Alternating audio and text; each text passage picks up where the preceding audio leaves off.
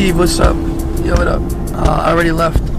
Perfect, we're all on time aside from Nav. It's New York City, man. This is the mecca of nightlife. Industry talk, industry talk, industry talk. This is industry talk. This is industry talk. Live and direct, baby, on the ones and twos. It's not talked about enough. The mental psyche of a DJ traveling alone, the bottle girls, the bus boys. What specifically can you take out of nightlife that will allow you to find a job later on in life? No, industry. Yeah, but it's something to talk about. It matters. It really matters. Those people are trying to put us on more than we're trying to put each other on. Boom. That was my answer. I appreciate you guys tuning in. We'll see you guys next week. And we out. One.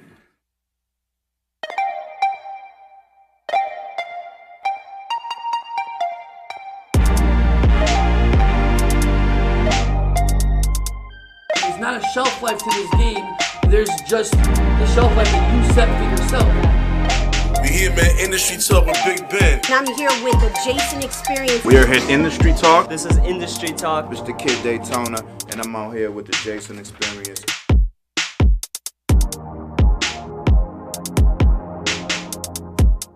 This isn't a pizza you put in the microwave at 3 minutes and you come back and it's ready. It takes time. It took me half a decade to just be relevant.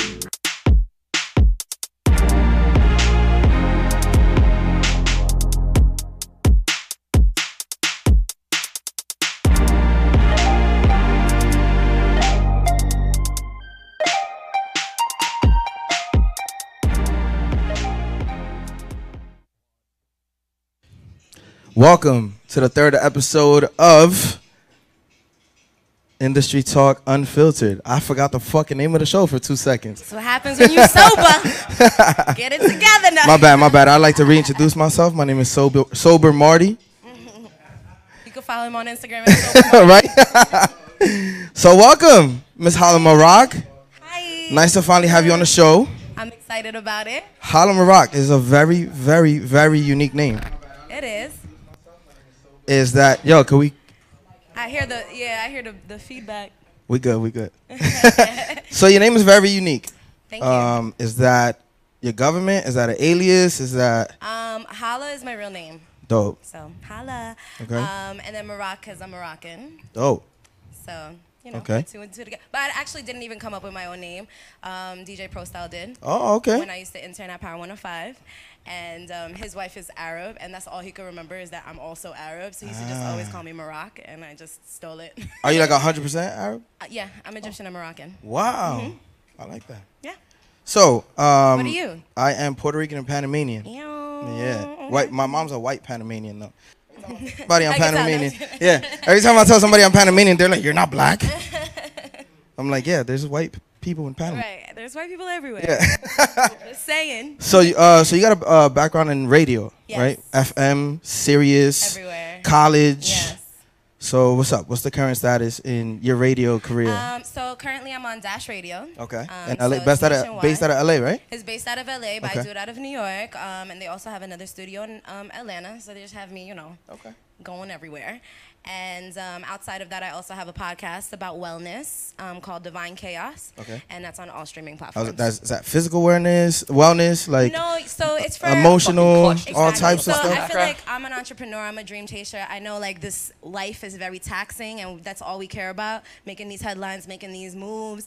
But on the very bottom of our to-do list is self-love and self-care. And I just realized through just life experiences how important that is. Yeah. And so that's what we talk about. We just talk about life and how to balance it all. And Yeah, get what you're going, you Yeah, know? yeah. Me and Jason have this conversation all the time. Yeah, especially you guys party all the time. You need that self-love. Yeah, yeah. I self-care. mean, not only that, but it's like we work in a very shallow industry. Yes. You know what I mean? So it's like, oh, you don't look like this person, so you Yes. don't belong here. Right. Or you don't deserve this. You know what I mean? So Definitely that's in the club scene too. I like that. I like the message you're pushing because I don't look like everybody in the industry, and you don't look like everybody in the industry. I don't So want that's to. necessarily a bad. That's not necessarily a bad thing, Yeah, right? no. So when did you start? So you started in radio. Yes. Did all that stuff. You definitely put the groundwork in, interning, all that good stuff, that fun stuff that nobody talks about. Right. When At did the you studio. start? How long have you been doing music for? A year. Okay. This is, I have 2 songs out. Literally, I just did it to kind of, everything I do is just to prove to people you could do anything you put your mind to. And I have a digital marketing culture curation company. And a lot of times, because I'm young or, you know, whatever the case is, people don't listen to you. They're just like, oh, you don't know what you're talking about. So I was just like, let me prove that I know what I'm talking about. Put out my own song, marketed my own song, and it did really, really well. And now I'm on to the 2nd single, so.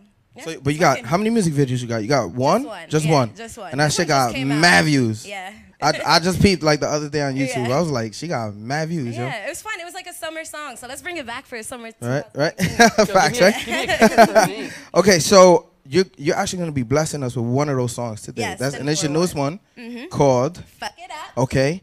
Now, what were you thinking when you wrote this song? Like, what gets you? All right, so I'm Hala Maroc, right? I'm alone in my spot, in my room. I'm cleaning, I'm doing whatever. What inspires you to be dope, just to be you? Like, what artists are you bumping that just gets you in the mood and you're like, I felt that, sis? Okay, you know what I mean? Artists that I'm bumping definitely right now, Melly. I love her. Okay, shout to Harlem. Yes, exactly. Who else? Definitely like Tory Lanez. I just really like that singy, songy, like rap, like no genre type of space. And I think their music motivates me just to like try different things. But really, the songs that I made, like what's really unique about it is, well, shout out to DJ Clutch, but his partner, Mike Cash, he actually... Shout out to Electric Bodega. Shout out to Electric Bodega. So we literally were in the studio one day, and I literally laughed over a beat that he was creating, and we turned it into a whole song. And that was the first single. That's and then fire. So he was like, let's do it again. And that's where Fuck It Up came from.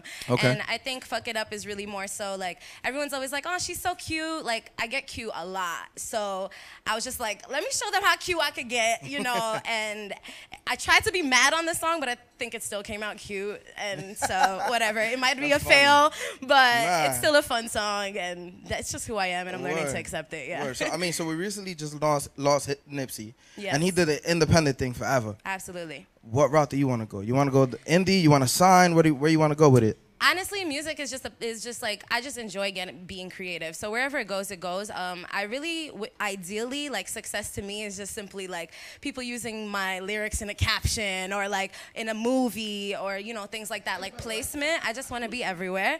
As far as being independent, I really don't care if I go independent or sign.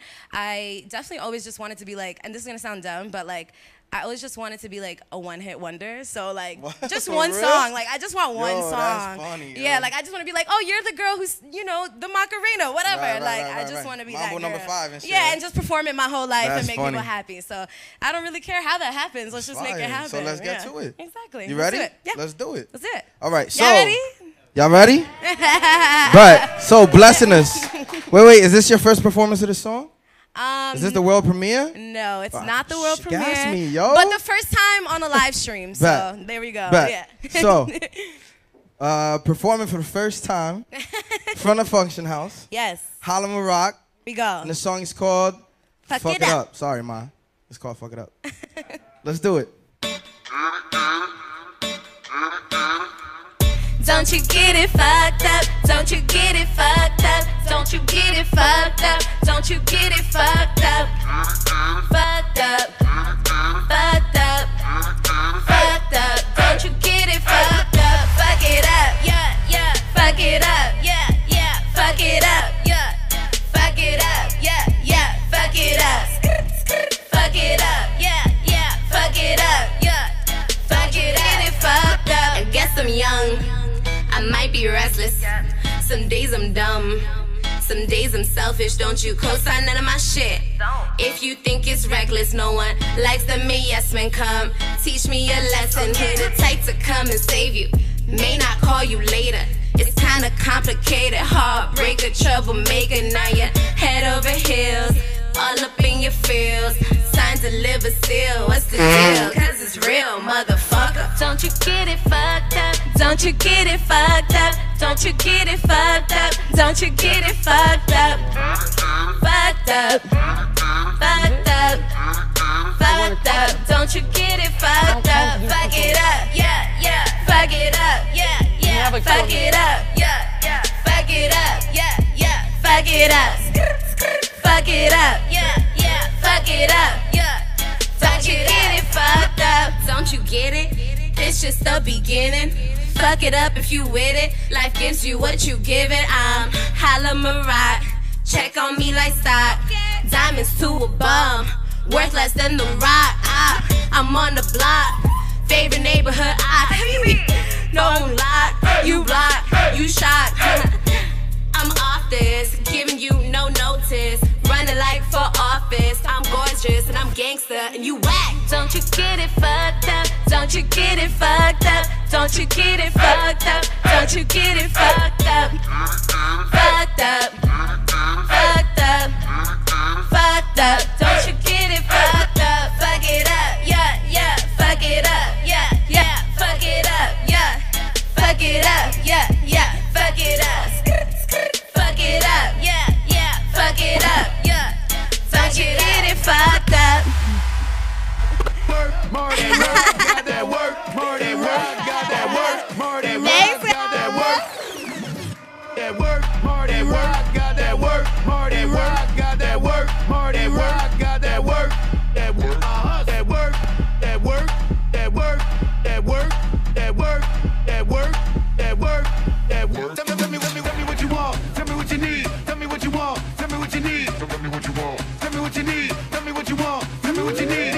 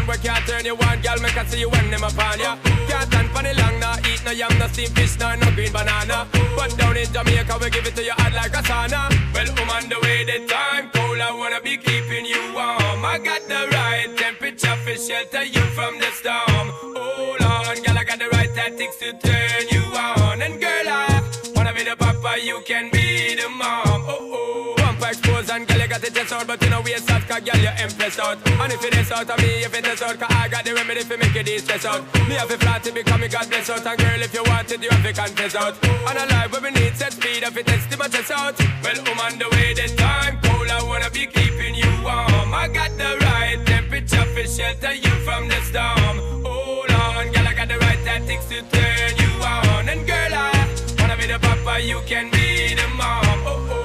Girl, know some crazy now, this straight drop it and a Bridget and flavor show. Time for we make baby now, to stop going like you, I get shady, yo. Woman, don't play me now, cause I'm a fits and fat, not greedy, yo. My loving is the way to go, my loving is the way to go. My little baby, change your price tag. There's a hook break, wanna watch that. Yeah, I'm on work, if you want that. Is your role play? Be precise, yeah. My little baby, change your life, yeah. There's a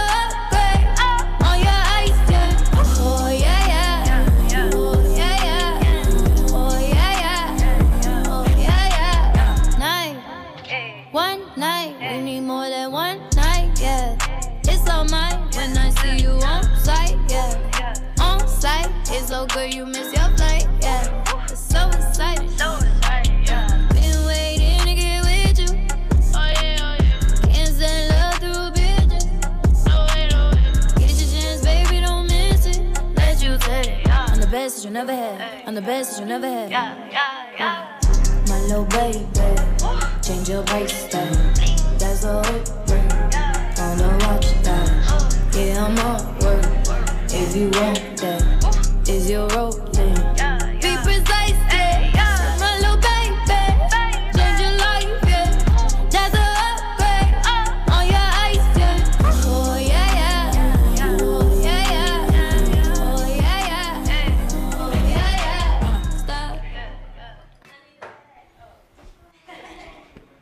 Industry Talk. Welcome to the Function House, Bay Ridge. Red Hook, Brooklyn. Jesus Christ. Season 2, man. Welcome to the Function House, live from Red Hook. Another episode 3, Jason Experience, Marty Rock. Good to be here. Our next guest, DJ'd for 25 years in the game. The guy's been around for a long time. Pioneered residencies to Las Vegas, pioneered residencies to AC. The man toured with the late DJ AM. May he rest in peace. One of a New York legend as well. Sal Klutch.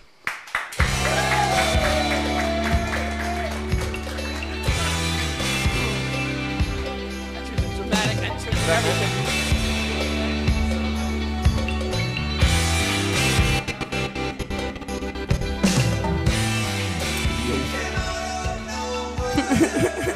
He went really old. He went really old with the intro. I know you had a different intro in mind, correct? Did I? No, that was it. That was the intro?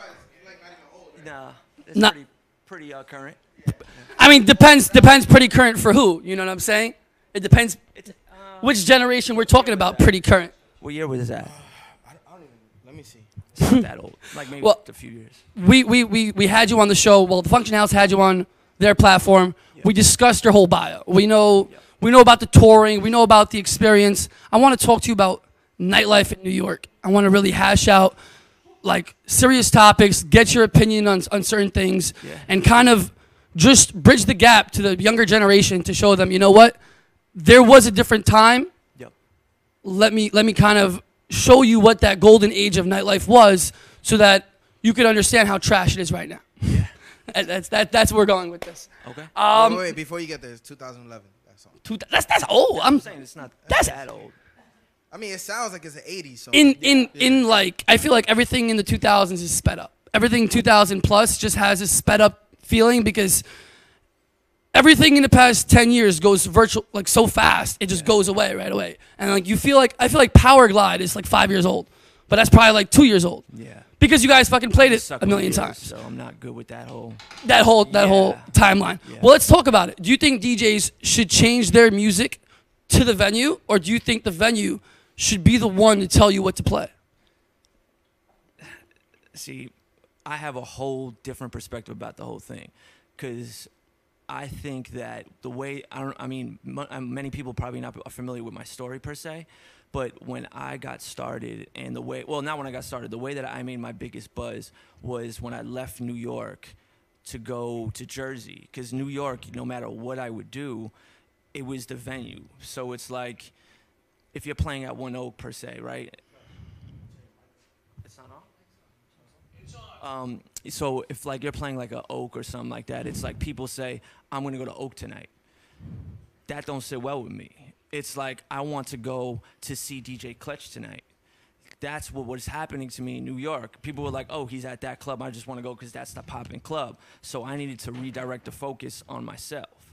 So when I went to Jersey, that was the focus. The focus was, I'm going to go here, a place that's particularly not considered cool, build this whole thing up around my name, doing what I do, have someone believe in what I do and my sound, build that whole entire team, and then build it that way. So I got put on by doing exactly what I do, which isn't what no one at that time in New York City was doing, meaning I always had a very eclectic, different type of playlist compared to everyone else. Like, I played what I thought was hot, and you had to deal with it. I think that the people at home have this misconception that playing what's hot is specifically, let's say, top 40 etc.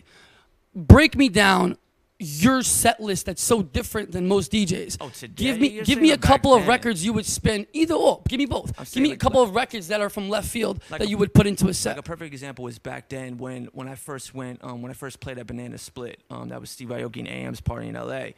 I just got a whole new like level of knowledge out there, and it was like Block Party and Wolf Mother and all like indie rock and that whole thing. So when I came back to New York, like that was, I played what influenced me, what was new and cutting edge, and what I felt was good music. As a DJ, that is our job. So my whole thing was I leveraged the game to where you came to see me do what I wanted to do. So now once I did that, now I put a premium on my pricing. It's like, if you want what I do, this is what it costs. You know what I'm saying? If you don't want it, that's fine. I'll stay where I'm at. And that's what it was. Did you have another job while you were doing this? This is all I've been doing my whole life. You've been you've never had a 9 to 5. You've been a DJ your whole entire life. No. How did you now take a step back from getting paid in New York, going somewhere else? How do you maintain just living, like staying alive, staying afloat while picking gigs? Well, no, you see, at that time when I was playing a lot in New York City. I was playing for like Alex Cordova, Mike Better, Jeff Adler, like older, Eric Hortense, like a whole bunch of people who you were getting went on to booked. do really big You were things. getting booked anyway. Yeah, like it wasn't you that made I wasn't a conscious working. decision it's to just just. that I couldn't outshadow the rooms I was playing. I was playing Cheat On a Thursday, and I was opening for Big Ben at the time. Then finally, I got the primetime spot. But at the end of the day, my brand couldn't be stronger than Cheat On a Thursday, and I knew that. You know what I'm saying? So then I was playing Lot 61, and I was doing Central Fly with Mark Ronson on Thursdays. So this is on vinyl. Vinyl, yeah. Oh, so we're not even in Serato area. So when I'm opening for these guys, and then when I finally got my main shot, at the end of the day, it's like I can't be bigger than this. So for me to be bigger, I have to do something that's really scary. I have to walk out of my comfort zone, which a lot of DJs today will not do. That's why they are in the positions that they're in, because I'm okay with walking into the most scariest situation ever, because I know out of fear comes growth. So when I went, I picked up, and I went to Jersey just unexpectedly. And at that time, I just blew off New York. I just had a really bad taste in my mouth about it. Just because on the strength of, back then too, it was the same way. Like you had to play. It wasn't like it is today, but for the most part, you had to stick to the format. You know what I'm saying? You're throwing down vinyl, you're throwing down records back to back to back to back to back. Back then, if let's say somebody asks you, hey, I need you to change genres right now, how much more difficult is that to do? Now spinning without having, let's say, Ableton or Serato or all the new gadgets. 6 to 7 crates of records at that time. But how do we? Okay, I want you to break this down on my level. I'm ignorant. I'm the quintessential consumer. They don't understand.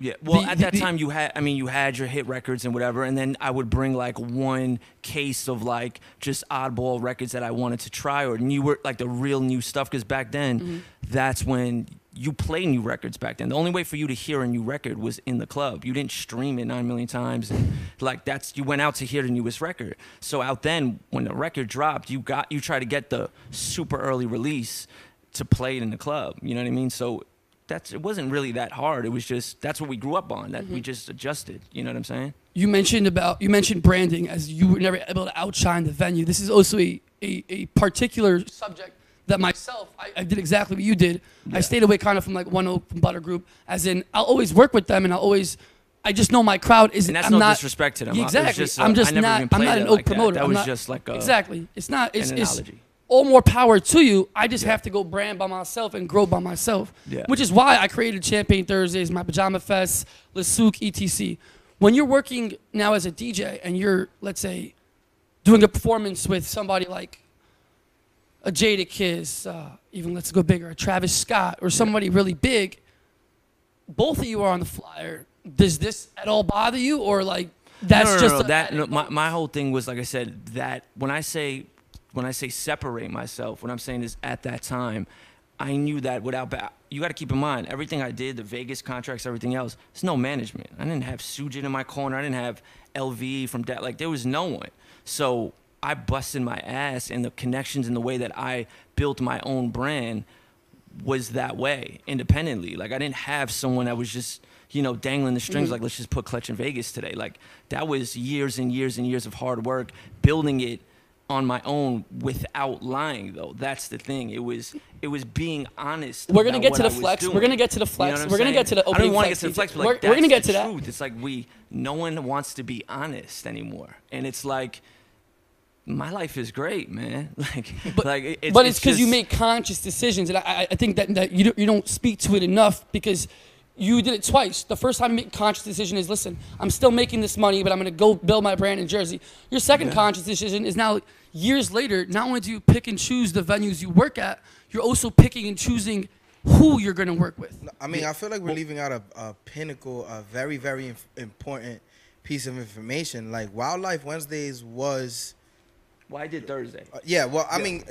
But Wildlife Wednesdays was huge, but it was huge because Deco gained that popularity because of you. Yeah, pretty much, because B came out of Wildlife Wednesday. Right. So I've always said it to this day. Shout out to Costa and Dimitri, because those guys would always, they were owners that would take a chance. They were like, look, Klutch, like, I don't know what the fuck you're playing up here at all. But at the end of the day, like, we believe in just being cutting edge, because their whole thing was, okay, like, I see the vision, I see what you're saying. Jersey needs to kind of be put on. And I'm not saying I put Jersey on the map at all. All I'm saying is my Thursday night, that's what that was. And then on top of that, to go, I'm not, you know what I'm saying? I'm not taking that credit. But at that time, it was like, okay, so I was always about helping other DJs who were dope, though. I did not care about anything else. My whole goal at Thursday was, if you play this room, you have to be dope. So we brought out JCO and Vice and Scene and AM and nobody was doing Crooked that. And nobody was doing it. My whole thing was, I was exposed. Like, I'm a lover of music and talent. So at that time, I was like, anyone that plays in this room, and when I would book them, I'd be like, look, you guys show up here and you play whatever's cracking in the West Coast. Like, show and play like a hyphy set. Yeah. Crowd wouldn't know what the hell was going on. But when the manager and owner fuck with you, they let you go. They see the vision. They're like, all right, we're building something here. Like, let them learn it. So then next week, if I get an influence from Scene and play some crazy hyphy record that I never knew of, I put it in my set. You know what I'm saying? Or when Homicide would come through and drop like a crazy Wu-Tang set out of nowhere, and no one would expect it because they think he's from the West Coast, and just whatever. Like AM too, when he would come and play this crazy indie records. And you know, at the end of the day, like, out of all the venues that AM played, Deco Lounge was in a documentary for a reason. He played all over the world. Like, what we built there was the freedom. No one. You built a paradise. You built a paradise for DJs. Basically, but again, do you see any other venues now anywhere that's like this? No, but again, what I'm saying is, it starts with ownership. The owners said, bet, like, we believe in what you're doing. Like, we might not understand it right now, but how are we gonna deny it? Like, when I came in with like the Kanye West pitch. You know what I'm saying? Like, I was turned up. Like, this is what we're doing. Like, I'm not doing the city thing. Like, we are gonna make this something big, and we did. And again, and I don't even want to take the credit. It's them. No, you can take the credit for something you created. But I think that's right. In that way, it starts with management. You know what I'm saying? It takes management to say, look, like, we're gonna take a shot at this, and we're gonna risk this, and we're gonna see. Because at the end of the day, they got to keep their lights on. You know what I'm saying? I don't pay that bill. You touched on the owner trusting you. That's really big key. Huge key. The most important. Yeah. I agree with you.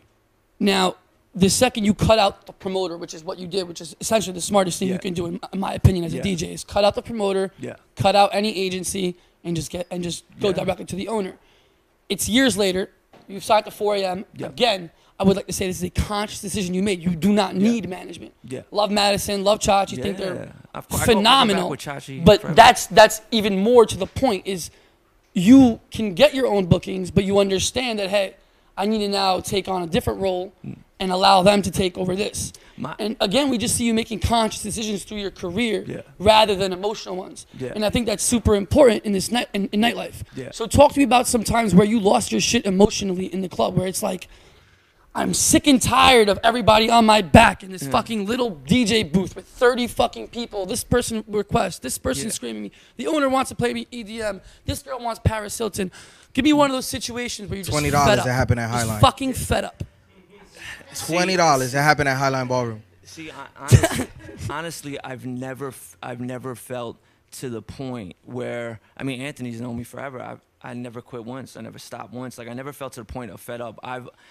My whole thing is, this is how I view the game right now, is DJs like to stay busy, right? Like, they do everything. It's like press, photo shoots, like podcasts, like, you name it, these DJs are doing it. Come on my podcast, man. But what I'm saying is, like they're just doing the most, and it's easy. It's very easy to stay busy, right? We can all stay busy. We could all be active, is what I call it. Do you know? Not really. You think it's hard to stay busy? Fuck yeah, nigga. I don't mean working. I'm talking about busy. You know what the difference between? I got you.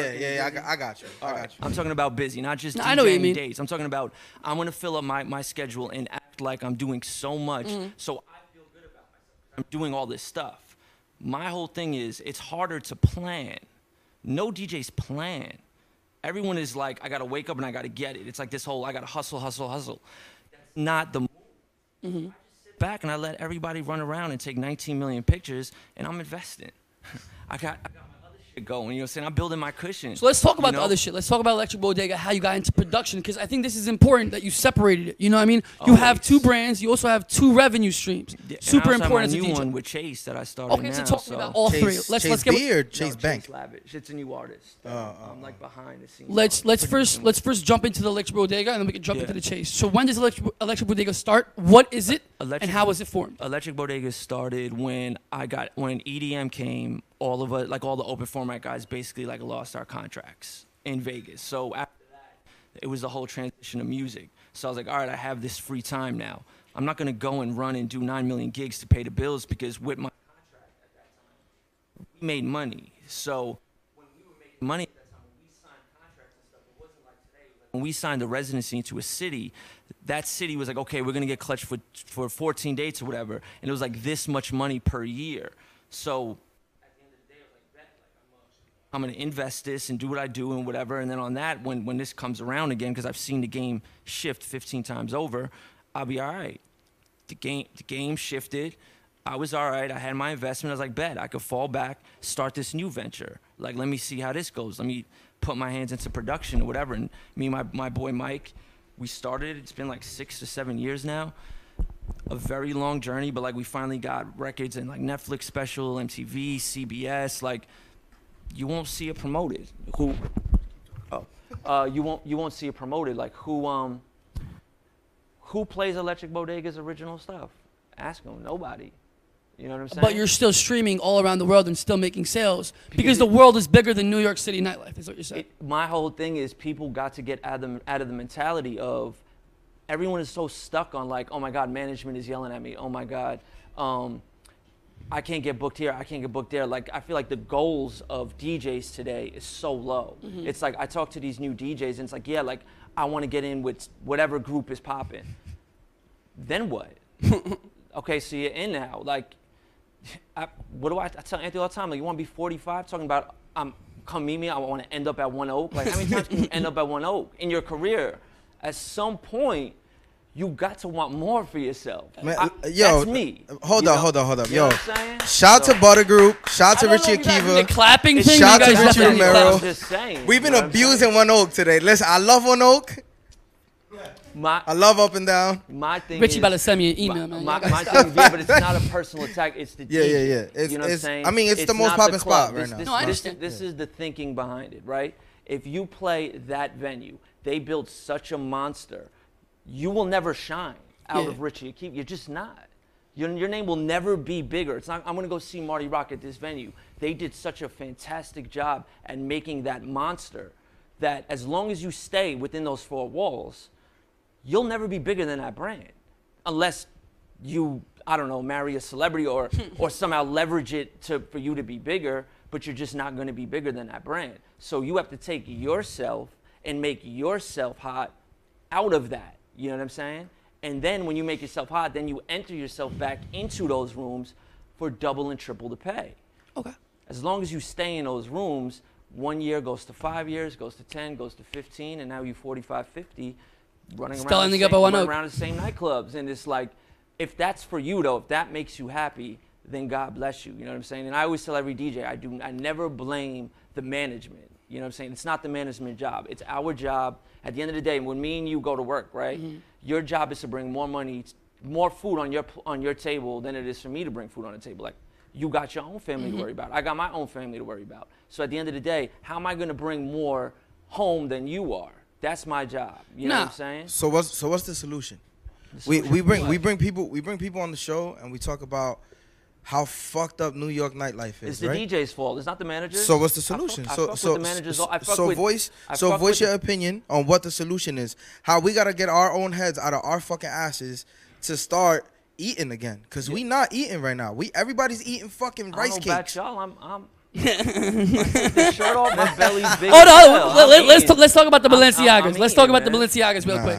So you're a big sneakerhead. You're from Brooklyn. You're Armenian, correct? All three. But you're from Brooklyn. Born in Brooklyn, from Staten Island.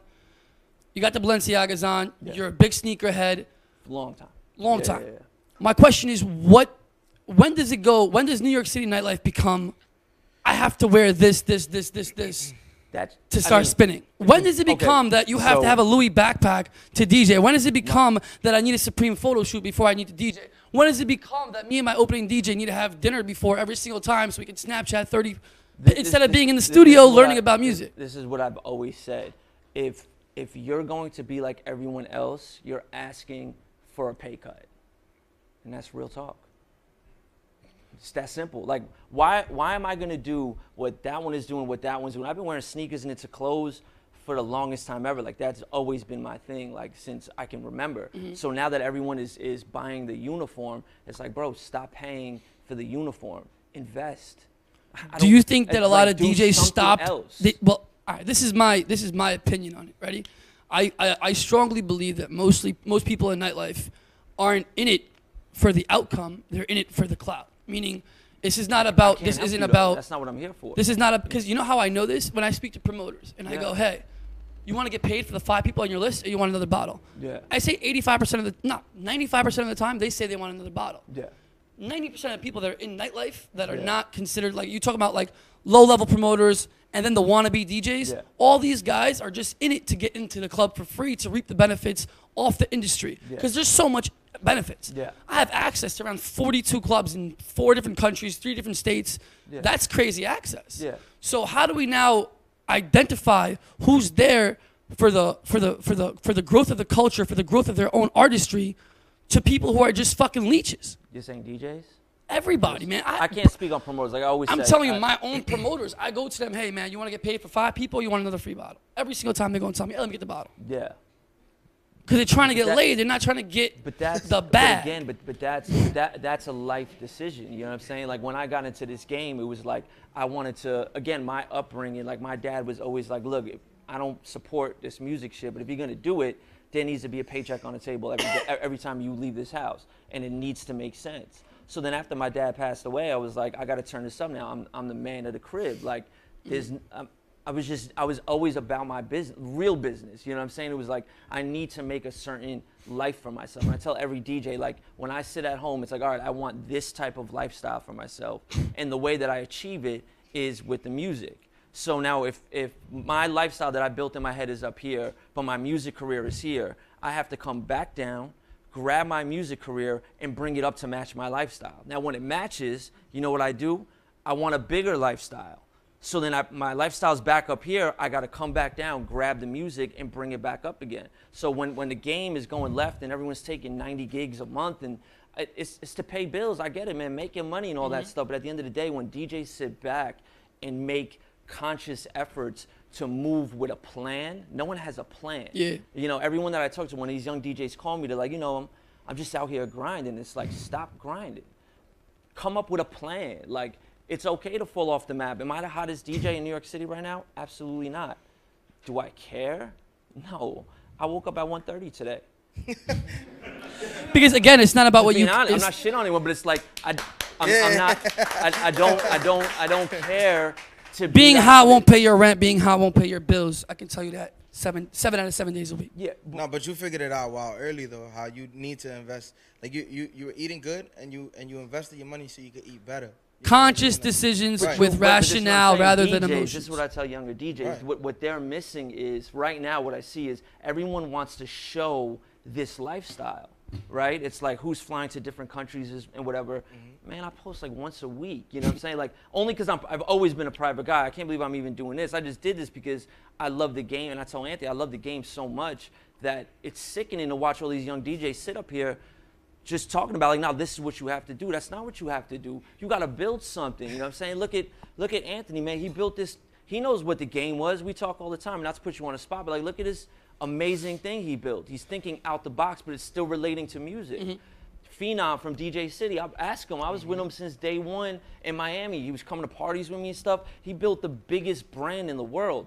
This is what I'm around. I'm inspired by people doing things in the music business that don't relate to a job. Like what? I'm not impressed by 25 dates a month. I'm impressed by this. This is impressive. You're impressed by sustainable income and a sustainable business rather than a sustainable image. But Of course, because at the end of the day, it's my life. When the camera is off and I'm not live streaming or anything, it's the house that I'm walking into. I want my house to look a certain way. I want my clothes to fit me a certain way. Like, I want everything to fit a certain way. I work too hard to just hustle for people who I don't know. I don't care what you think of me through social media. I care about what my family thinks of me. I care about when I have kids and a wife and all of that stuff, what I'm gonna leave them. You know what I'm saying? Like ownership, like owning things and leaving property and like talk that Nipsey shit, man. Talk that Nipsey shit. But it's the truth. It's like I'm 38 years old and a lot of these DJs are in their 30s, and it's like,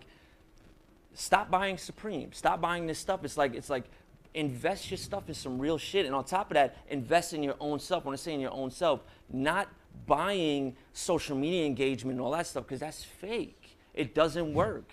You know what I'm saying? That's not a shot. It's like, you know what that feels like? That's like, remember when we used to hand out flyers back in the day? That's like me taking a flyer and putting it on my car window every single day.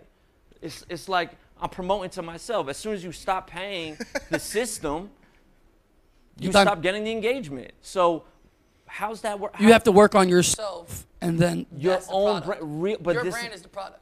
But that's the hardest thing, and that's why every DJ neglects Well, it takes to build it. You're building a brand. You're not just like music is just one component of it. There's so much. You're building it for real, though. Yeah. You know what I'm saying? You're not saying, I got 1,000 likes on this photo, so now I'm popping. So to the clubs, a lot of these DJs are doing that. And touch, I don't want to. You're shambling DJs. I want to shamble promoters a little bit for a second. So I know a lot of people are looking back at home like, oh, 1,000 likes. Well, 1,000 likes doesn't equal 1,000 tallies, and if you don't have 1,000 tallies, you're not getting paid. So I'm tired of these guys having like 20,000 fucking likes on a picture. They come to the club and they have 2 people. So you're right. Engagement is not always real engagement. Exactly. It's not always I feel like on point. People need to understand that the engagement is not real, so your social media can look whichever way it looks, but your paycheck will always stay the same because it's not real engagement.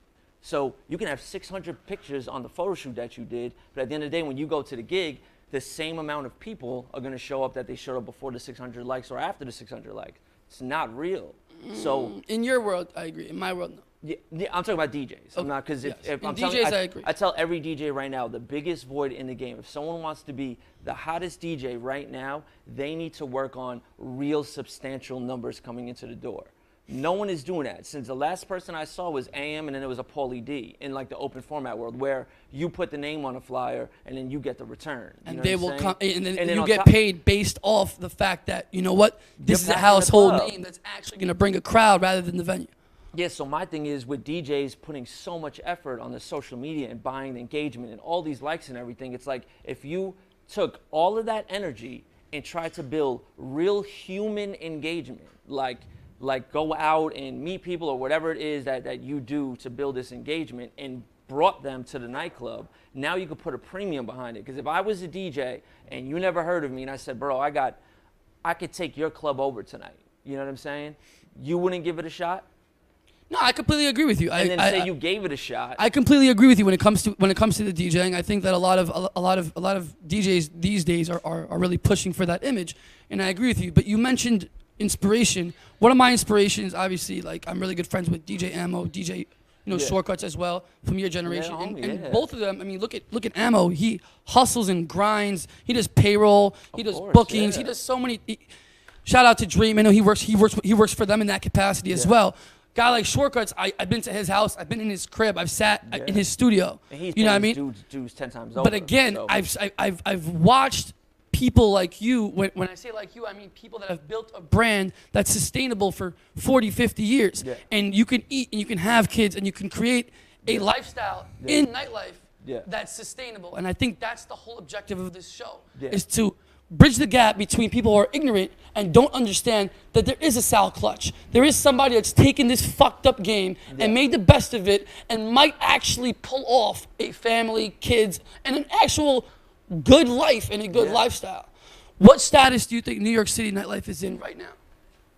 Again, I'm always pro owner and pro promoter.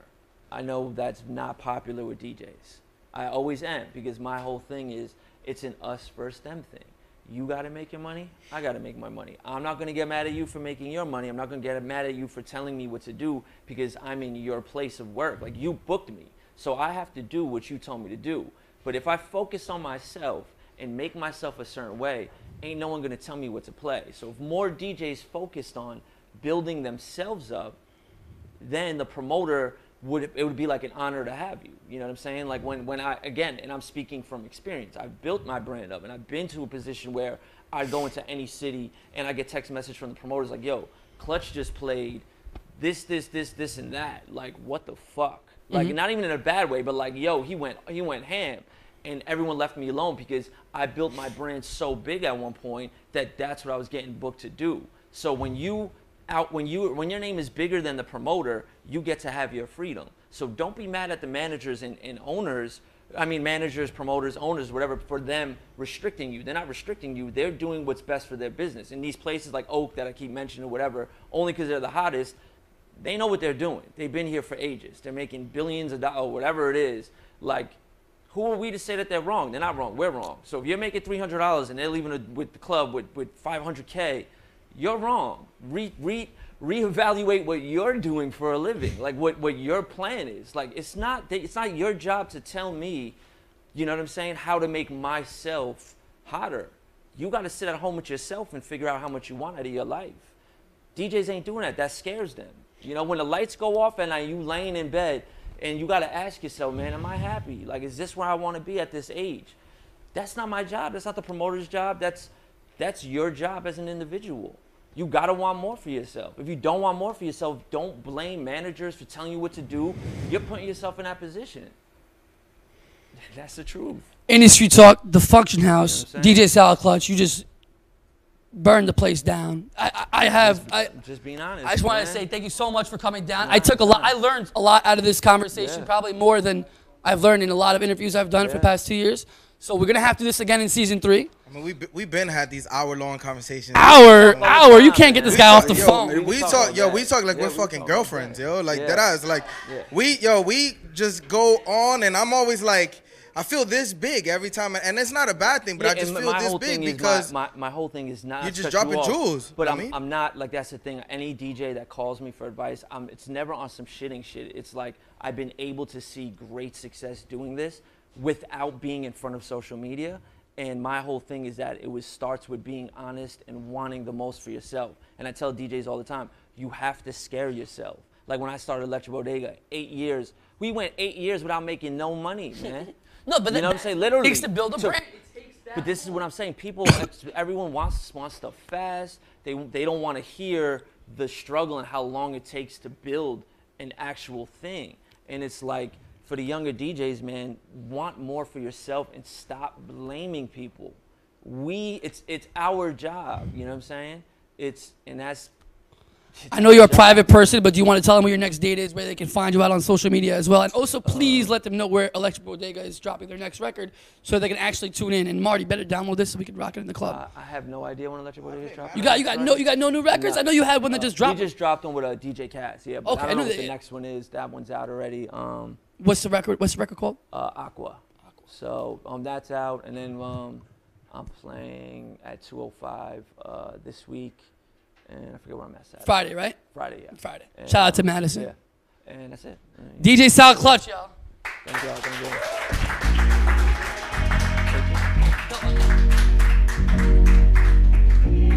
Oh shit, it's a crowd. Holy shit. Yo. Diamonds round her neck, and she's driving me mad. I would take her out if I got the chance.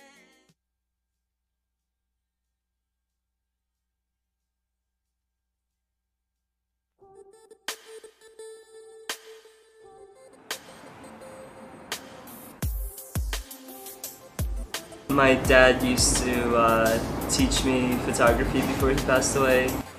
I tried to escape my genetics. I went to school for economics. I thought I'd work on Wall Street. Did you learn out of necessity to make money? I didn't pick up a camera professionally until I was 25 years old. When did you guys come to New York? I think we got lucky.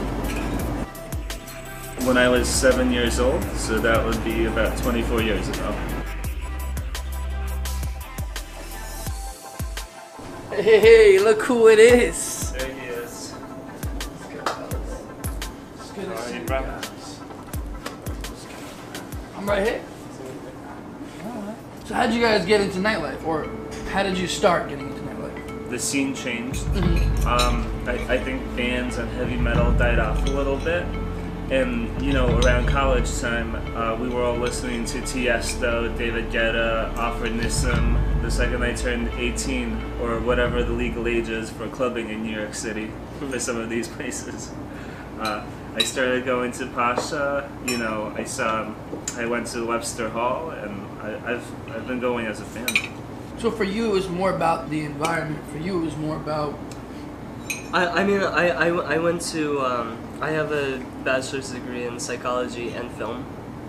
So like I always kind of knew I wanted to go into the filmmaking route, but I always had but I just love gaining new information, being educated, just learning. I love learning. And after I graduated from college, in order to pursue the filmmaking route, I started a Pisowski Brothers page because our dad, he always wanted us to have a Pisowski Brothers. Yeah, the name of this company was Pisowski Brothers. Well, the company dates back to 1913. Our grandfather's father was one of 5 brothers. They're the Pisowski brothers. And what happened is they owned a film shop. And that was their business. They were merchants. They bought scripts, they produced them, they distributed them in Russia. Our family's been in film since invention of film. You guys are obviously developing a brand at 2013, 2014, not really knowing what direction it's going to go, how it's going to go. What are some strategies you guys use to brand the company? One thing that people are sleeping on is the value of your interaction with club attendees. Facts. I give them a sticker. It's got my Snapchat, my Instagram, my Facebook, and my website. And boom, you know, there's a good chance that they save that sticker and they follow me. And we've been able to build a fan base on that. You know, over 3,000 likes on Facebook, 13,000 Instagram followers. It's not easy to do. One of my favorite things that we did actually, I photoshopped a picture in Times Square of a billboard, and I just put our faces on it. Oh, and wow. Yeah, we used to get like over 30, 50,000 views, clicks per album. Yeah, it was just because like the thing that we did was we photographed like all the attendees, their faces, and then we tell them, hey, if you want your picture, come to our Facebook page. They tag themselves, they tag their friends. We did group shots. Yeah, the numbers were crazy back then. Now that I think about it. When you're shooting these photos live, do you ever stop and like, I can't be drinking right now? The photos come out better when I'm drunk. What about you? I just relish in the moment. Sometimes things happen, and I'm just like, is this really? How did I end up here? Like, has any time you guys ever take a picture when someone was like, "Hey, I need you to take this down"? Yeah, that happens a lot. All the time. I brought some girls into the manager's office and had like a wild photo shoot, just going crazy, having drinks, having fun. The photos got out online, and then the party promoter is like, you know, like, what are you doing? Like, like that's the manager's office. Like, everybody's gonna get in so much trouble over that. So we had to put out some fires that morning.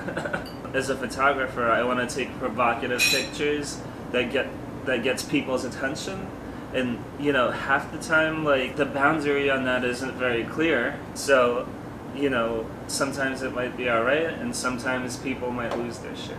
And you can't ask anybody, right? You're in a club. Like, you can't be like, by the way, twerk for me real quick, I'm gonna take a picture. Like, you can't stop somebody while they're doing it and be like, yo, I'm shooting right now. I can't be like, is this okay? Yeah. Is this alright? You guys wait for after the fact, drop it, and then just see what happens. Yeah, it's a situation where it's better to ask forgiveness than permission. I got you. Yeah, we ask for a lot of forgiveness. Alright, so let's get dessert, and let's wrap this up. This was fun. Alright. Got some good shit, right? Let's lock it up.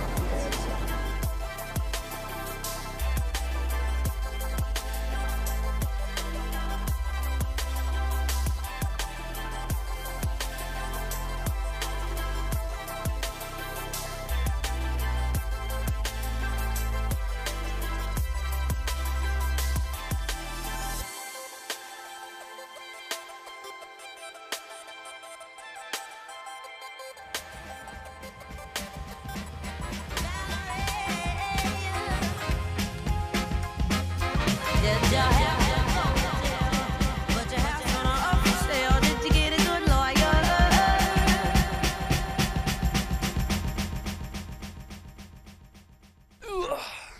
Industry talk.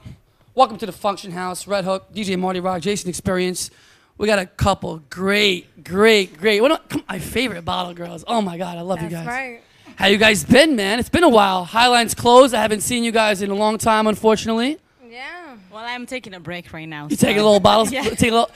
Well, we'll get into that, but I do want to start by you guys are both from. You're from Brooklyn, correct? No, Philly. Philly. You're from Philly. You're from Israel. Yeah. So two way different cultures. We see this a lot in nightlife where like you're working and everybody's from a different culture. It's like it's so diverse when it comes to the bottle girls, really, because that look is always exotic. So it's like you get European, you get kind of, but you don't really get a lot of Israeli, Egyptian, because you need a lot of patience for this job. You know what I mean, Ranin? You need a little, Yeah, I know, but just a little bit of patience, Ranin, just a little bit. I don't have. You know me for a while. I have no patience. Out of We had patience. a love-hate relationship, Jason, for a while. So you know that everybody hates. Everybody hates Ranin. That's the consensus. Okay, so this is where I want to go with this though. Give me a little in-depth of the past. So where did you first start your bottle service job, or was the first place that you started your bottle service job as well? Go ahead. So I'll go first. So my first bottle service job was in Philly. It was a club called G Lounge. So I was 18 years old. Yeah, that's pretty much how it started. And how long have you been in the game? Well, when I first started, I was like 15 years old, so it's been a minute. So We're gonna definitely come back to that in a little bit. We're definitely gonna come back to the 15-year-old in a little bit. But let's jump to you for a little bit. When did you start? So, well, when I moved to the U.S., it was in 2009. I was a student at that time. I wasn't able to work and have like a permanent job, like certificate. So that was actually my only option, work in nightlife and get cash. So my first job was HK Lounge, which doesn't exist anymore. So I worked there, I will say like 4 times a week. It was tough. Yeah, it was one of the toughest places I have Do you worked. guys think that there's a lot of that in the business? A lot of girls just that need to make money, the cash route, so that's why they get into nightlife? Oh yeah, for sure, because it's cash. It's not like a lot of them don't have proper documents to work. So nightlife is perfect for that. You know, it's a lot of under the table, depending on what you do. Depending on where you work and Yeah, all that extra exactly. stuff. So, I think nowadays they don't let you work if you don't have papers. I mean, 9 years ago, I was able to do that. I mean, at HK, they only just dealt with cash, didn't even take credit cards. Because of but so it was very good for me at that time because I was a student, so I needed the cash to pay for school to stay here for my student visa. So just like I guess you have to do whatever you have to do to just make it work, and survive. So You mentioned that you were in school at the time. Right now, do you guys have other jobs aside from nightlife? No, I'm still pretty much in nightlife. What about you? Well, I'm a fashion designer. I'm working on my own collection, on my own brand. At that time I worked at the Highline. I was working 5 times a week. I have a day job, and then on the weekends I'll work at the Highline, and then at night I'll work on my brand. So Top to bottom. Now, Yes. I think this is not said enough in nightlife, especially with the bottle girls. We see a lot of bottle girls have actual jobs, a lot, like teachers, nurses, and we know them very well. I'd say almost 70% of bottle girls in New York have a secondary job. Yeah. This is more of a field where it's go get it. Like, you know what? I'm not trying to mess with boys on the weekend. No. I'd rather just go fucking make it back. Yeah, I'll be working. Honestly, they know. Like I used to work 20 hours a day on Saturday. I'll be on my job in the morning. I get home, I'll change for an hour, and then go back to work, and then get up in the morning. After 3 hours, go to work, and then work again till my next day off. So I'll be working nonstop. I'll have like 5 hours sleep between 3 days. Yeah, she was bugged. I know, but When a Spanish girl tell you work too much, you know you work too much, man. What? What? Yeah, first of all, Marty, get Okay, on him real I got one on my side, so I'm good. I'm good. You're my safety net. Why are you This coming bitch be at me? rolling from one Why are you side coming to at me? Yo, I give you hell all week. Facts. Jokes, not Him and the goddamn Juminati that can't seem to get. You know, for all the Juminati that you talk, the Juminati hasn't really given you much gigs. I don't know if you want to keep bringing them up. Keep promoting somebody who isn't promoting you. I don't know. But eventually, you guys mentioned you worked at Highline in New York. What other clubs have you worked in New York? Highline was the first club for me. I've worked at Rooftops as well, but Highline was my first club. So. Well, I worked at Taj, and I worked at I forgot the name of it for a second. I don't know what happened to me. No, I did the HK. That was my first job. Then I worked. That was Taj. They had the Highland Park. It was a sport bar. It was the same owners, and they had another club on Barry, which I cannot remember. It's still there. You gave me. So I forgot the name of it. In the NBA, there's like this thing called a rookie moment. Yeah. And a rookie moment is basically like, oh, I was playing against Kobe and he dunked on me, and oh, that was my coming to the NBA moment. So you gave me my coming to nightlife moment with the bottle girl.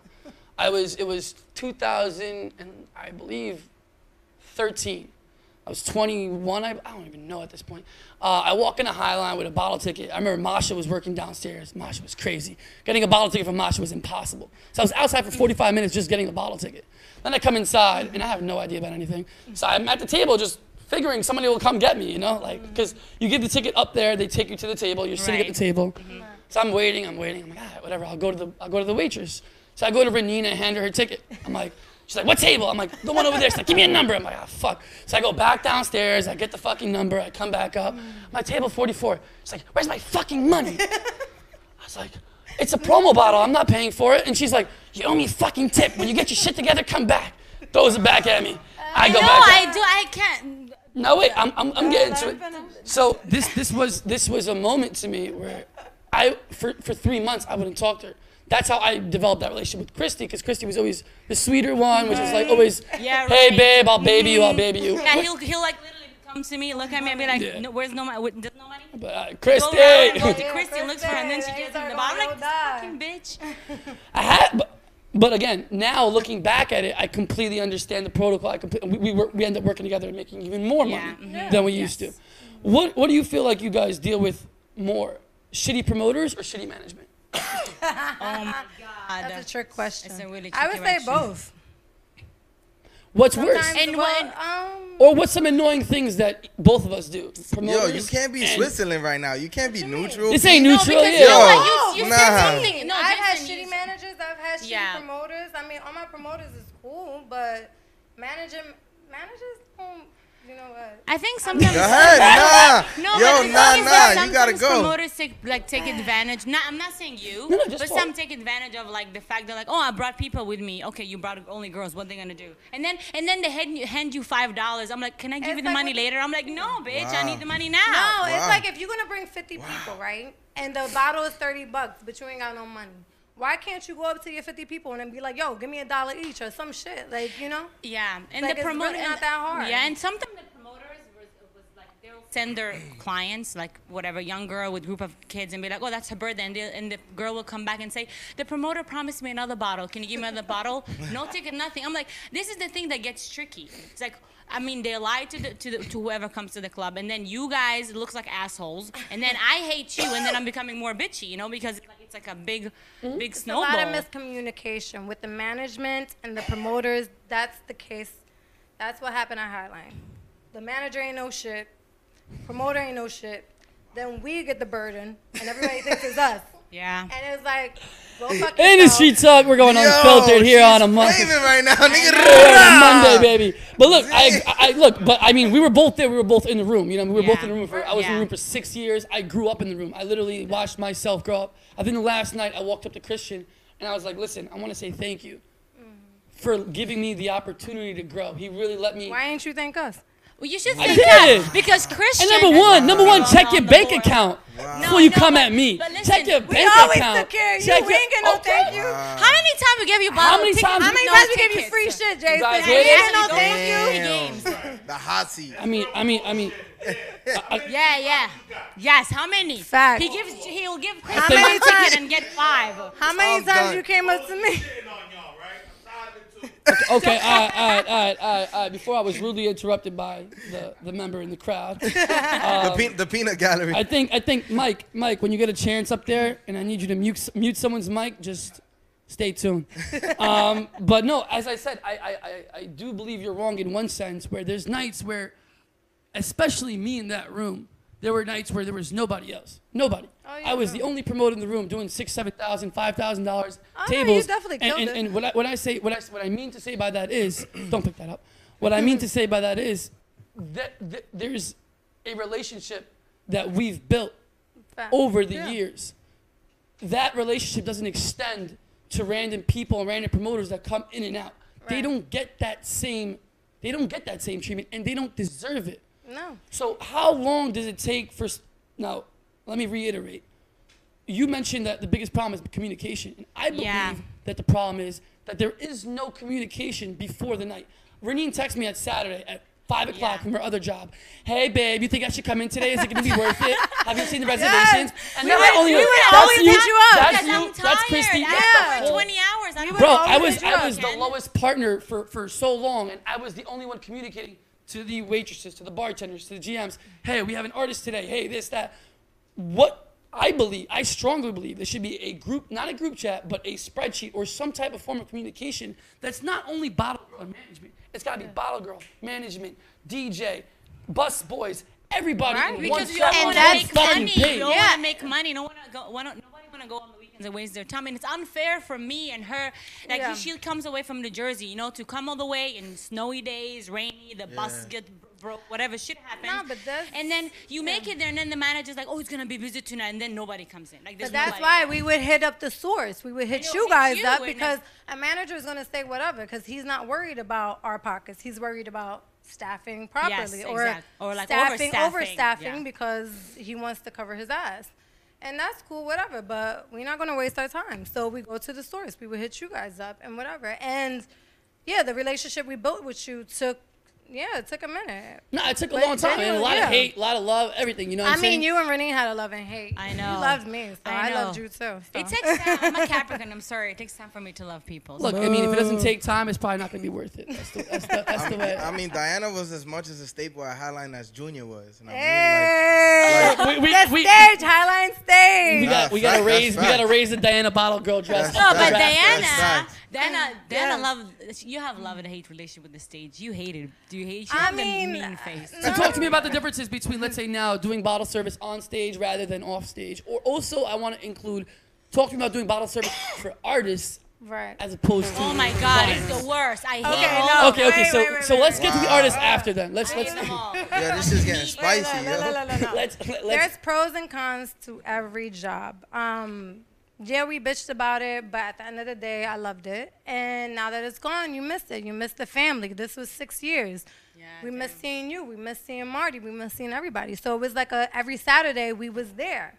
So to not have it no more, it's like, it's like a little void. It's like hanging out and making money. Yeah, because we were hanging out and we was making money. What's better than that? Like drinking. And I'm sorry, there's not going to be another Highline. There's not going to be another Highline crew like we had. That's facts. That's Marty, yeah, like Highline was the moment, one of a kind. Yeah. Even though we were, we hate each other. We ain't Oak, or we not up and down, but we was Highline. Yeah, but you know what? Even though having all those mega venues in a fucking 25-step radius, exactly. Like Highline held its own. It was like a little monster, yo. Yeah, everybody talking shit, but I even missed the 20 openers I used to walk into, yo. Like 37 niggas waiting to DJ.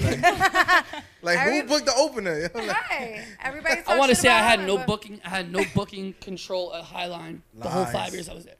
Really? The first 5 years? The whole 5 years. Get the fuck out of here. What do you mean? I've never had booking control. Every time you got booked there was Junior. Okay. Am I lying? I'll leave it like that. Your birthday? I'll leave it at that. Here we go. We're not here to talk about the bookings.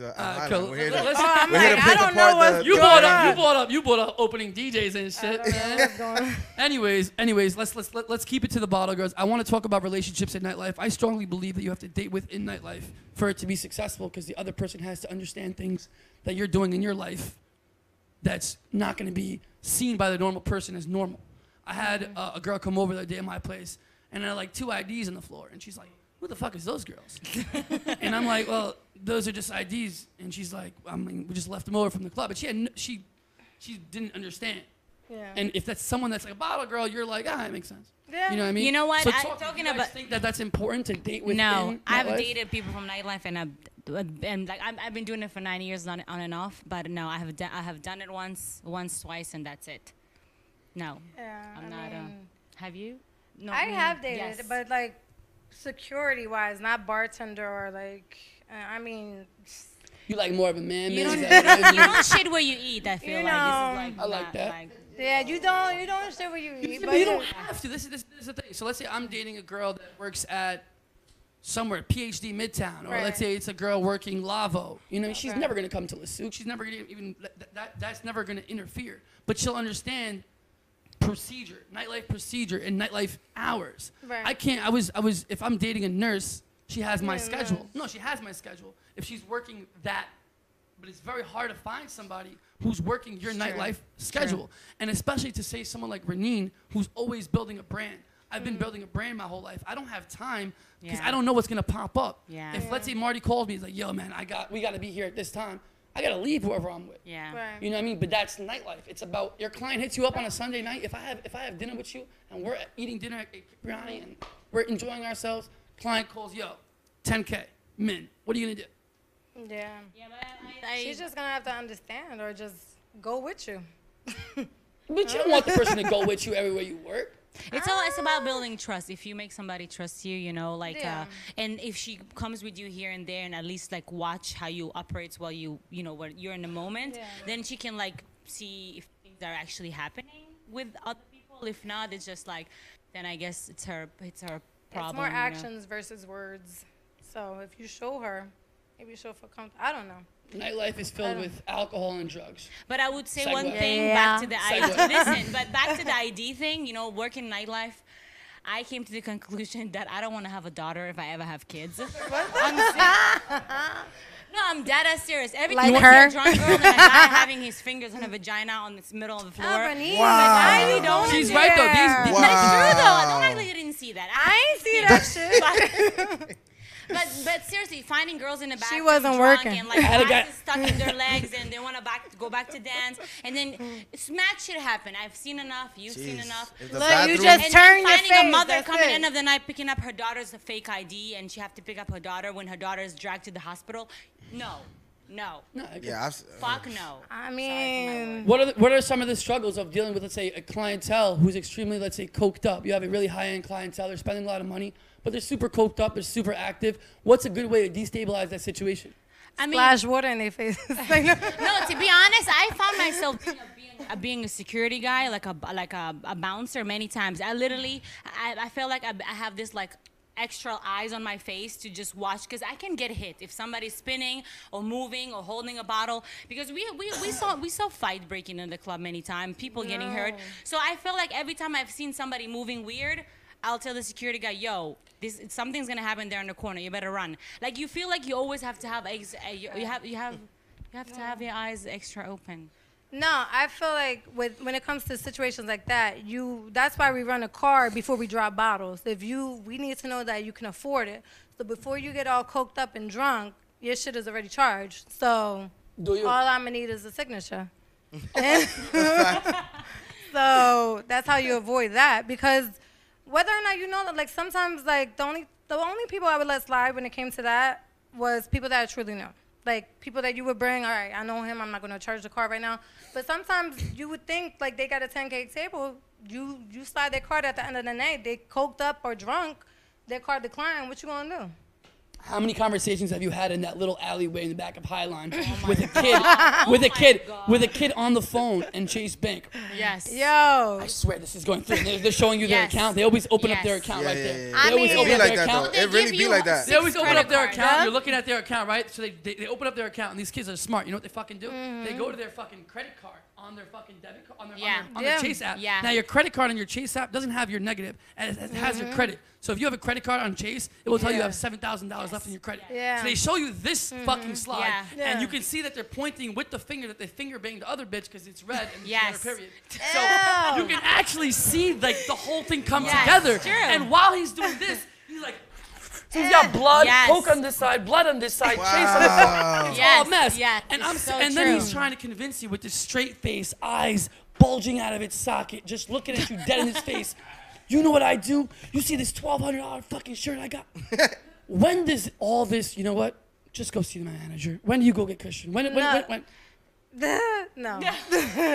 Ain't no seeing no man. I was basically like a co-manager over there. So what I would say was, yo, we got an ATM upstairs.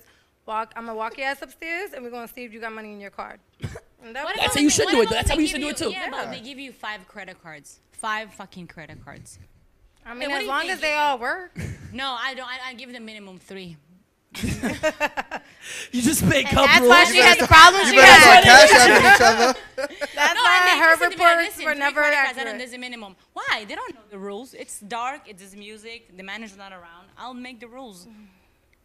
But you see, this is the thing about nightlife that nobody gets is you have so many opportunities to do something like that. Nightlife gives you power when you don't expect it. You don't expect to be able to say something and it gets executed that fast because there's no time to go get somebody. There's imagine it's busy, it's packed. I have I'm 5 walking, bottles. I'm walking Nicki Minaj in right now. She's coming in the building. She's not waiting for anybody else. She's waiting for security, her bag, and we're walking in. Everything else has to fall in place. So while we're walking, if let's say I have to make a call, I'm making that call, and that call is going to be followed through. And I think that no one understands the fact that, you know what? Maybe, just maybe, I'm wrong. I might be wrong. And I think me looking back at like decisions I've made in the past, it is a problem because I didn't know what I was doing at some points, but I was being thrown into situations. Yeah. And I learned. It's very stressful because people look at us like, oh, we're there, we want to make the money and have fun. We are very stressed. There's moments of like we have so much tables to run, we have not enough girls, we have literally like to deal with credit cards that they get in decline. She needs some help. I have only 2 hands, you know? And then shit happens in between. It's really like my mother.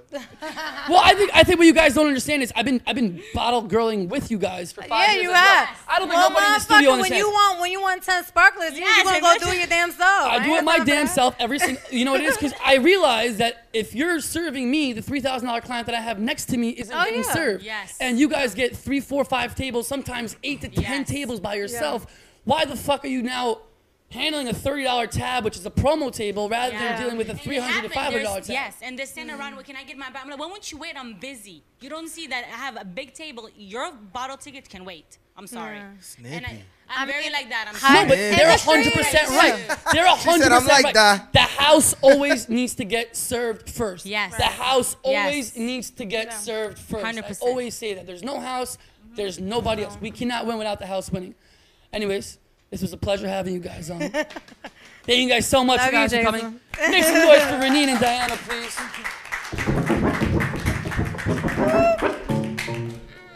Who you a fool for this? Oh Lord, Jesse made another one. Huh? Packing the mail, it's gone. Shit like I smell cologne. Yeah. I just signed a deal, I'm on. Yeah. I go where I want, I'm good. Play if you want, let's do it. I'm a young CEO, sure. Yeah. The first nigga play, I'ma body a nigga. I just check my balance, I probably pull up to your hood and come buy me a nigga. No cap. You know that your hoe told you that nigga crazy. Don't think that she lied to you, nigga. Bitch. Get caught with your hoe when I'm popping them both. Now they hot just like Bobby and Whitney. Say I'm the GOAT, act like I don't know. But fuck it, I'm obviously winning. Don't make me go hit the bank and take out 100 to show you our pockets is different. I'm out with your bitch and I only want knowledge. She got a little mileage, I'm chillin'. You disrespect me and I beat your ass up all in front of your partners and children. I'm the type that let nigga think that I'm broke until I pop out with $1 million. And take 20K and put that on your head and make one of your partners come kill you. Yeah. Say fucking with me, then he gotta grow up, cause this nigga gotta be killed. This shit can't fit in my pocket, I got it. Like I hit the lottery, nigga. I slap the shit out of nigga, no talking, I don't like to argue with niggas. I don't. Ain't gonna be no more laughing, you see me whip out, cause I'm gonna be the shot me a nigga. No cap. I don't follow no bitches on IG, but all of your bitches, they following nigga. And that little nigga ain't gonna shoot shit with that gun, he just pull it out in his pictures. Bitch. Huh? Packing the mail, it's gone. Shit like I smell cologne. Yeah. I just signed a deal, I'm on. Yeah. I go where I want, I'm good. Play if you want, let's do it. I'm a young CEO, sure. The racks in the middle. Yeah. I was riding around in the V12 with the racks in the middle. Had to pray to Almighty God, they let my dog out the kennel. When you get it straight up by the mud, you can't imagine this shit. I've been pulling up in the drop tops with the baddest bitches. Young nigga been focused on my check. Got a new coupe wrapped around my neck. Tryna put the water on my potato. I got killers to the left of me. We was lurking on her, ain't show no mercy on her. We was going back to back, we put a curfew on her. It was dark clouds on us, but that was perfect for us. We know you always crash and burn, but it was working for us. Let my tent to V12, double check the details. Gotta cross my T's and dot my I's or I can't sleep well. Millions off of retail, once again I prevail. Knew that shit was over from the day I dropped my pre-sale. Hold up, let the beat build. See me in the street still.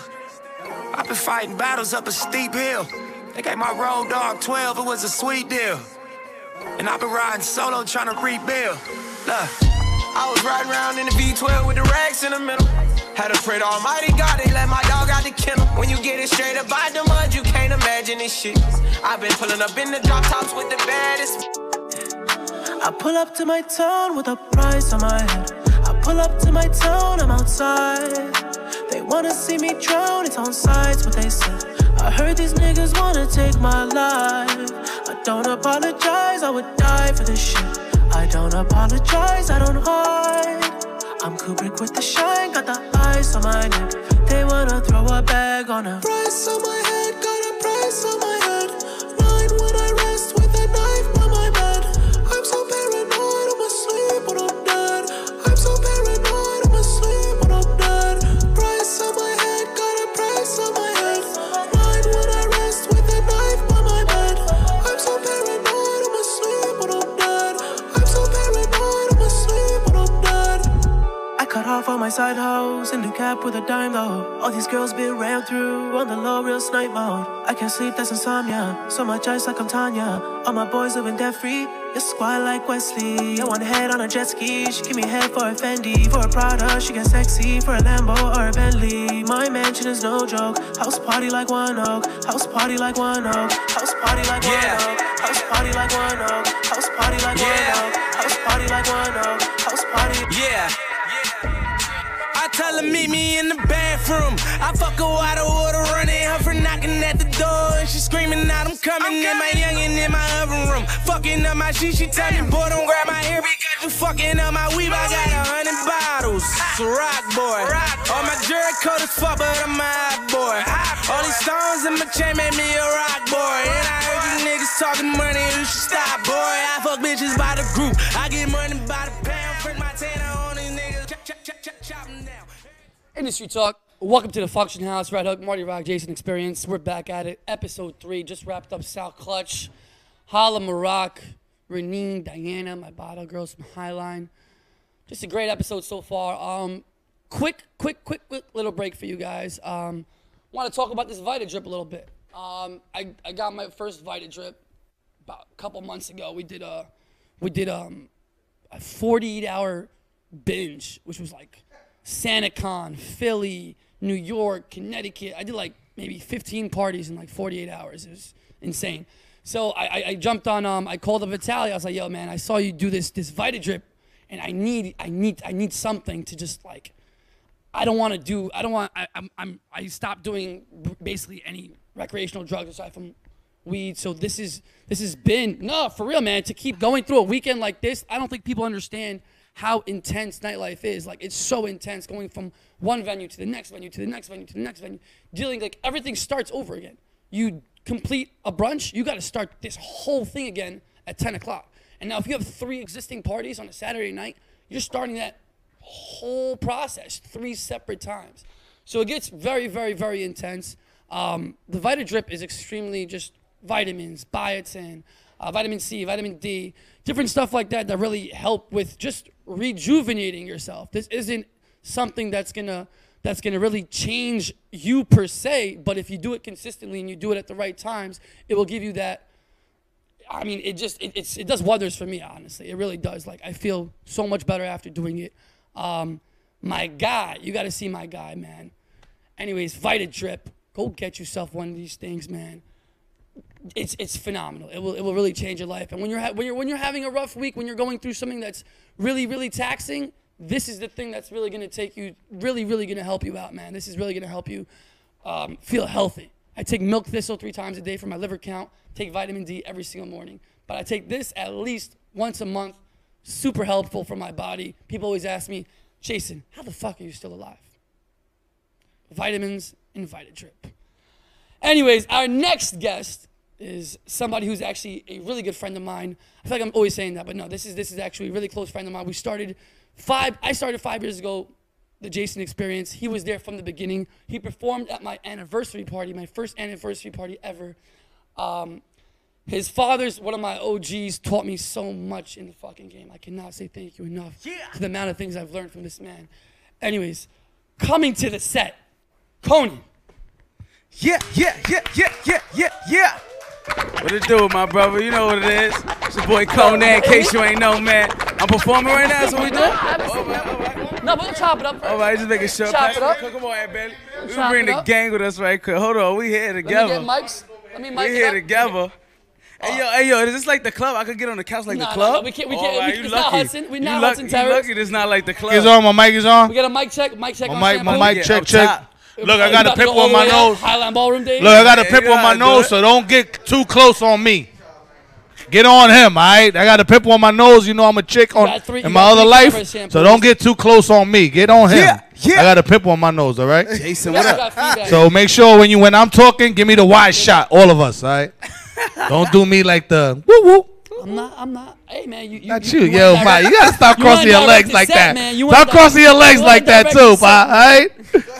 The gangsters is here. You gotta relax. All right, man. Yo, somebody pour me something.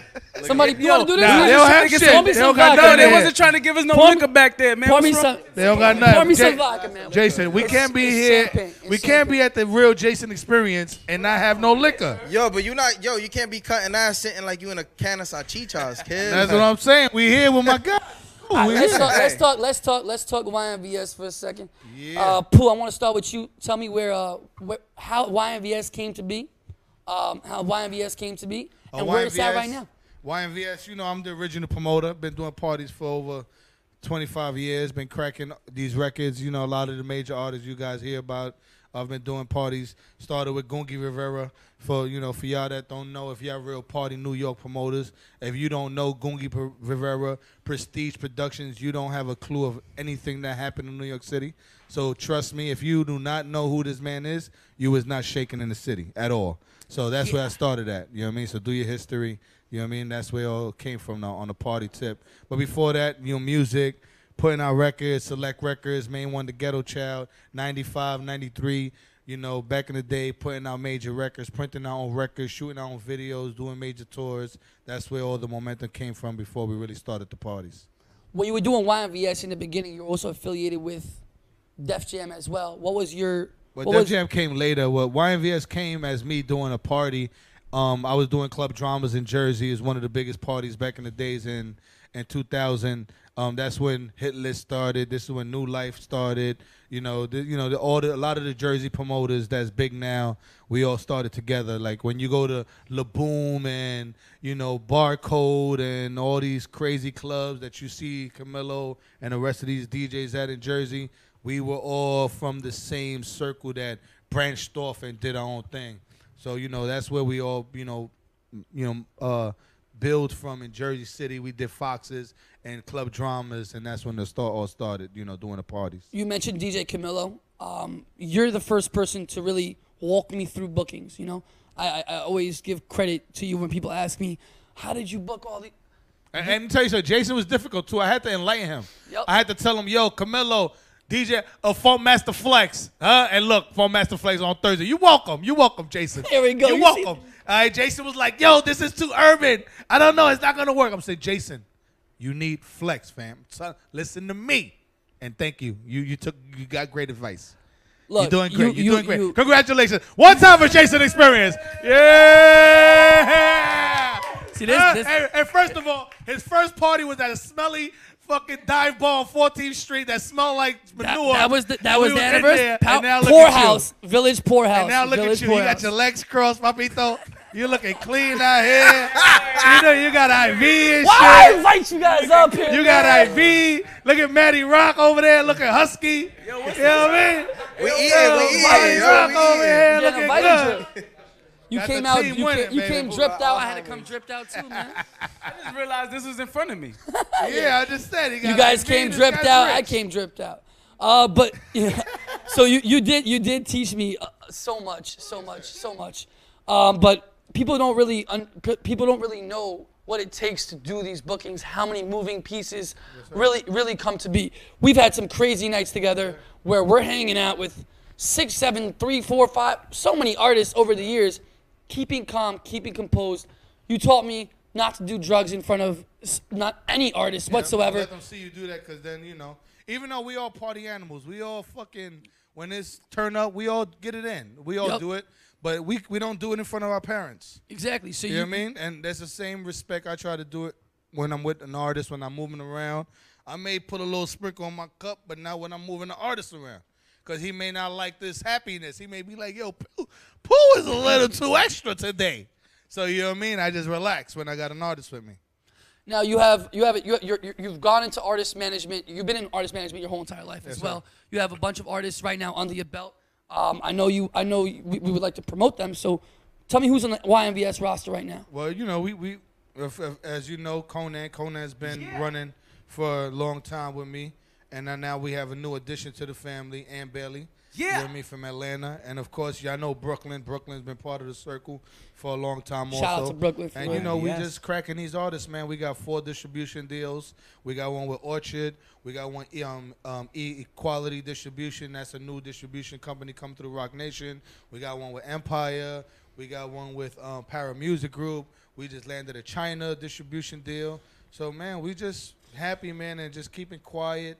Working, man. You know what I mean? Less talk, more work. That's what we doing, man. I love it. I want to switch gears to the artist for a minute. Conan, talk to me about 5 years ago. Me and you are running through these clubs, running through. How are we getting your records played? Running down on the DJs, man. You know, like shouting out to the DJs and getting personal relationships with them. Because, you know, they ain't going to play everybody's record. They ain't going to play a stranger's record. So being that they come into our parties and you know, I just knew Shampoo and Stoled and me have relationships with DJs. Get them a shot. Give them a little bucks, even if they don't want money. Just offer it. Like, you just, you know, things like that count, you know what I'm saying? And let them know who you are. Don't be afraid to talk to them. Be like, yo, we got 30 people in here. We looking good. Look at my table. You know, I got my single on Hot 97 right now. Just show a little love, you feel me? I'm Conan. This is Jason Experience. Like, you know what I mean? We run down on them. So for the last 5 years, it's been the same routine. And it's just been getting better, and the relationship just been outstanding. You've had times where you're partying with, let's say, T-Pain, Travis Scott, you're on the road. How hard is it for you to not be the fan when you are the fan? Because you have to be your artist, but you also can't be a fan at the same time, correct? How do you keep that posture, that composure? I mean, I kind of like when these big artists that I grew up on and they around when Shampoo's running around the city, I kind of feel them out first. Like, I don't go right away and start talking and start letting them know who I am. I kind of like just sit in the back, just feel the vibes, you know what I'm saying? And if their energy is gravitated towards me, I start letting them know who I am and start letting them know what's the vibe with me. And then from there on, it just be nothing. If they mess with my energy, it be nothing but relationships. Even though low-key I'll be fan, I'm a fan. You know what I'm saying? I'm like, oh shit, I'm next to T-Pain. Oh, so I'm next to 50. I'm next to this person. Yo, bro, it's the best. You feel me? Noriega, like, so it's like, you just gotta like play back and play your position and just be normal until your opportunity presents itself where he could just have that one-on-one with you.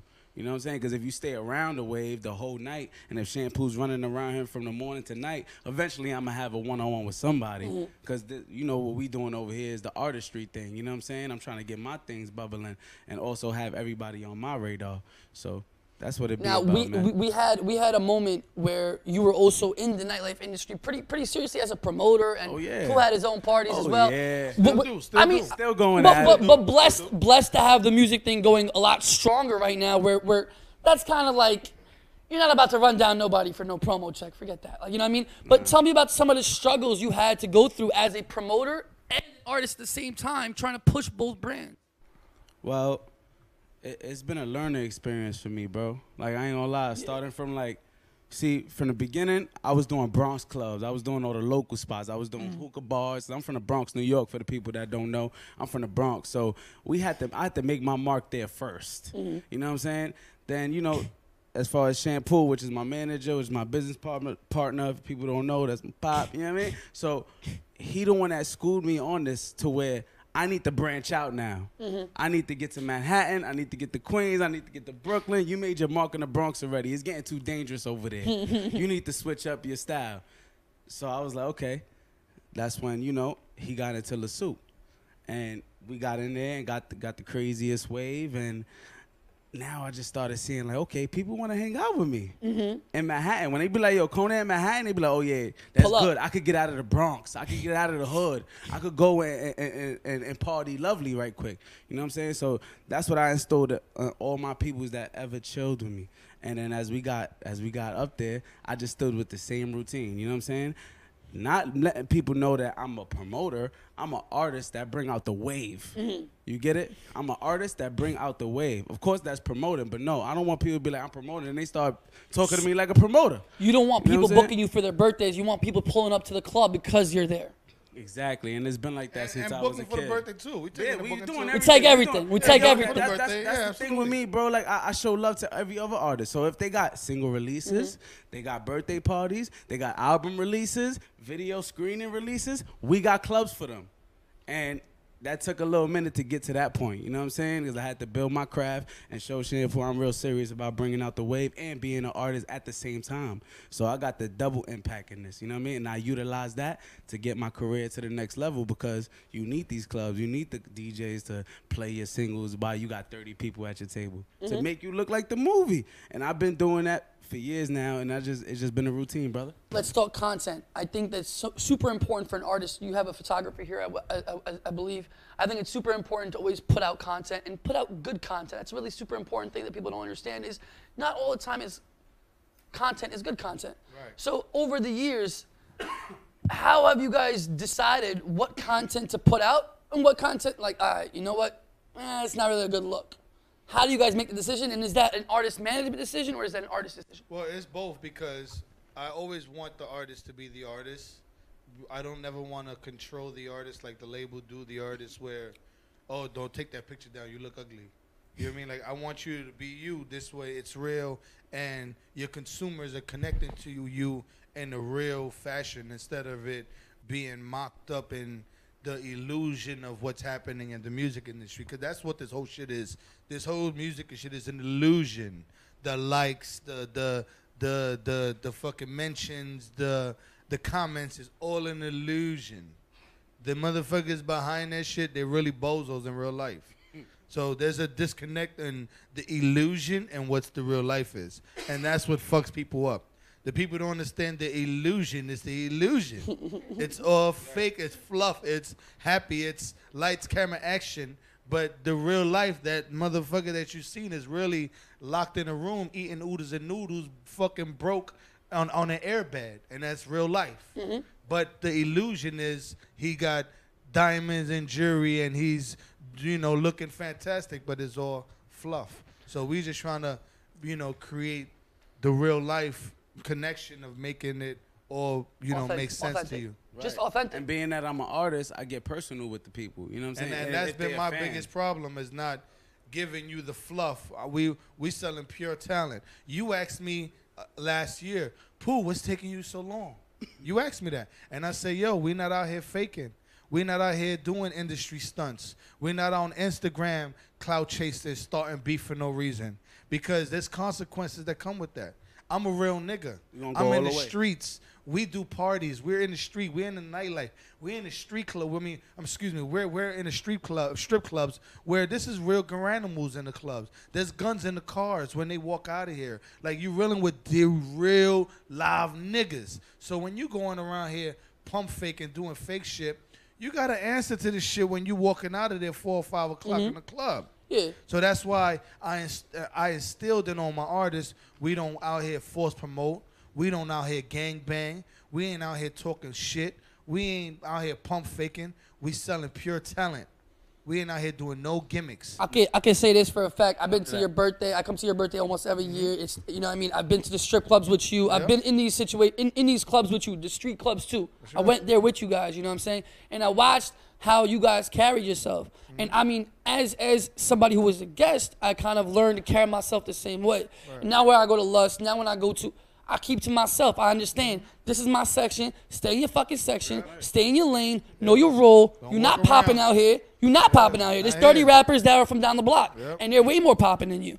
So play your role. You are artist management to a bunch of people with a whole bunch of egos, a whole bunch of people that are A1 personalities. Everybody wants to be the star. How do you now go, this is the star right now? This is the star next week. Everything is timing. Well, of course, I'm independent. Everybody hires YNVS to do all the guerrilla marketing for the company. So I don't have the privilege to pick the artist. They give me the itinerary. This is the artist. This is the rollout plan. This is it, and that's what we do, and we roll with it. We push the local B artist just the same way we push the A artist. Facts. So it doesn't matter. I'm in the record breaking business. I'm not in the record liking business. I don't heard have that? I don't have the privilege. I like that. I don't have the I privilege like to that. like music. I'm in the record breaking business. I'm not in the record liking business. I like I don't it. have the privilege to like records and be like, yo, this is my freaking record. I love it. This is it. No. There's records that I hate that I got to push the same way like I like it. So, like that, the days of that shit, it don't really matter. Let's take it to the artist now. Are you making records with features and artists that you don't want to do with just because you have to? Because you know what? This is the next move. Hold on, let me answer that before you jump in. The feature shit, this is management call. Okay. I said no because I want him to build on his own 2 feet and on his own back, because there's no substance when you do real features with artists. The artists don't really support you. And what happens when you pay an artist to be on this feature, it's pay to play. So 9 out of 10, the artist don't really care. He really doesn't give you a real strong verse. There's really no real love in it. He's just doing it because he's doing it, and he's got a check and he's gone. So my thing is, we only fucking with people that's fucking with us. Facts. We only doing features with niggas that's fucking with us. We not paying to play. We not doing that. We don't have to do that. I'm the cosign. He don't have to fucking do a feature with this one or that one. That shit, dumb motherfuckers can't even help themselves. So for him to do a feature with so-and-so because this one is popping right now, next year he may not be popping, and that was a waste of my money. So I'm gonna waste that money accordingly to artist development and building his brand by himself so he can stand on himself. And that's what we want. We want people to pull up on Shampoo like, what's good? To answer your question about the features, nah, we're not really chasing features. To summarize, you want to create your own wave, not ride somebody else's wave. Exactly. Conan is the wave. Exactly. That's the point. Man, we've been bringing out the wave since I'm 25 now. Hey, I've been bringing out the wave since 21. You've been bringing out the wave. 18 before you knew me, papito. You've been bringing out the wave your whole life, and I never seen you wear a do-rag. So that's something. Yeah, that's a fact. I ain't gonna lie, Still but I did learn some things from partying with you. Don't come. Jason Experience been teaching too. I ain't gonna lie. He told me a couple things. Y'all came on my platform and fried the shit out of me. Being out from the Bronx, I came through with constructions one time. He was like, "Damn, Cole, you got constructions on your feet?" I said, "Yeah, bro. I'm straight from the studio." All right, bro, let's go. Skyroom too. This was Hala Ballroom, the very beginning of Hala Ballroom. When you first started, this happened at Skyroom as well. You wore a sweatsuit. You wore a sweatsuit with Brooklyn. You guys came in the studio. All that, but guess what? You always put me through the back. You're like, yo, bro, put him through the back. What we need? $20. You gotta go up the stairs, down the block, get him through the back, down the elevator. And then from there on out, I was like, I don't want Jason to go through this. I see him sweating when he goes through this. I think one of the reason why I was so inclined on helping and just really pushing your movement is because you guys always thought about what I was going through. You understood the racial bigotry that goes on in nightlife, and you understood the struggle that I was in.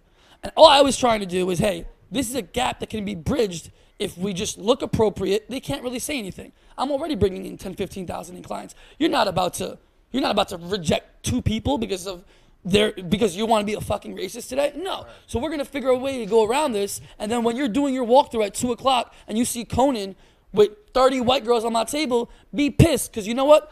Fafa Muli, I don't give a fucking shit. Fuck you. This is my shit. I'm fucking bringing the people. I'm gonna make this decision. You definitely stand for your people, though. He kept that same energy all the way. You always do. All the way. Kept that same energy. I'm walking in by myself with like 3 or 4 of my guys, and we going with his way. Part 2? Oh, we about to do the performance right now. I want to just talk about the single real quick. I think this is it for us, right? Because we got to go. Let me just let's just go to Meds. Tell me what inspired Meds, the single. Guys, tell me what inspired Meds, the single, and what it's about. Well, you're gonna relate to this right here because basically, how many times you get the good girl to come out with you where she go to college, You changed her whole life. You ruined her life. You changed her the whole one life girl that in came one out with day. Jason and had the Jason How many experience. times? How many and times her life you had has to never go through been that, the same Jason? after that one Yeah, time. you guys getting triggered. Jason, how many times you had to go through where you I've got a seen good them. girl? Marty, run this music real quick. let's Conan, go. Meds. let's Conan, go. Meds. That's what it Performing is. his last single. Let me get some smoke. Can I get some smoke? In the building with me, Can I get baby. some smoke? And Bailey. Yeah. Hold up. Yeah. I don't understand. Clean or dirty? These little niggas ain't a match. Cover made this shit from scratch. Need backwoods, bring a pack. Why they mad I changed my hat? I know this I bring that energy. You ain't rapping with me, better rock. Shorty wanna get it back with me. Got a booty bouncing in the back. Better fam, roll with iron like a Mega Man. Make it rain cause I'm the weatherman. Killer shows I'm getting better fam. I just like you, pipe you, wife you. Why? Hike it, sniper, rifle, bang. She wanna mingle. All I wanna do is mingle. See no evil. Mrs. glisten on the finger back. I don't think he'll come. My chain shining like a moon. Coming clearing up the room. All the ladies love me, they like, And she like to mingle with medicine. Yeah. She like to mingle with medicine. Yeah. She like to mingle with medicine. Yeah. She like to mingle with medicine. Yeah. I got that mingle of medicine. Conan, but I don't know Kanye. I'm smoking that purple Beyonce. Once I pull up, she take off a pante. All these rappers, they touch us behind me. Drippin', drippin', Gucci slippers up and on the mission. Yeah, yeah. Turning up, now it's my champagne, got a party different. Yeah, yeah. Oh, I'm feeling myself. She on the perky herself. Smoke with a kid and more wealth. Baby girl need help. Oh, you niggas got the mingle loud, where's the mingle loud? Take your bitch and fuck up rapper style, man, it's been a while. I ain't dealing with the Fuliani, she a walking zombie, yeah. Pulling up in different foreign robberies, niggas got Bugattis, yeah. I don't think he'll goon, my chain shining like the moon. Coming clearing out the room, all the ladies love me, they like, yeah. She like to mingle with medicine, yeah. She like to mingle with medicine, yeah. She like to mingle with medicine, yeah. I got the mingle of medicine. I go by the name of Conan. Follow me at YNVS Conan. Shout out to Jason Experience, man. YNVS, we here. Yeah. Meds are streaming everywhere right now. Go get it. Bad little shorty, she know what I want. Yeah. Bad little shorty, nails in her. That's my artist, Aunt Bailey, right here. Bad little shorty, you don't have to ask. In the gym doing squats just to live her How the ass. snow come? Hey, bad little shorty, always Aunt on Bailey. the move. She can't stick around, she got more things to do. Hey, bad little shorty, she like color hair. She don't care if it's dyed, if it's braids in there. Bad little shorty, keep the waist trained. Bad little shorty, got the best brain. Yeah, bad little shorty, keep her face beat. So for her, that's her aura, pretty energy. Go, bad little shorty came to the club. Twerking left and right, she like to move her butt. Hey, bad little shorty graduated college. Gaining all that knowledge, they put her in honors. Yeah, bad little shorty didn't have her dad, but she never left it when she come back fast. Hey, bad little shorty rocking Fashion Nova. Ooh, no panties on, you can see the ass on her. Damn, bad little shorty drinking Hennessy. She said anything possible with you and me. Hey, bad little shorty is a superstar. Turn up for the lights and watch it shine hard. Bad little shorty, she a bad little, bad little shorty, she a look. Hey, bad little shorty came just to party, but she don't want nobody, she don't want nobody. Hey, bad little shorty, hey, looking with them youngest, yeah, bad little shorty like rockin' Vans. Bad little shorty don't need no man. They make it sound and line up like a marching band. Bad little shorty don't need no drugs, unless it's blood. She can't fuck with nothing else. Bad little shorty like to argue. Spanish mommy travel just like Caillou. Yeah, bad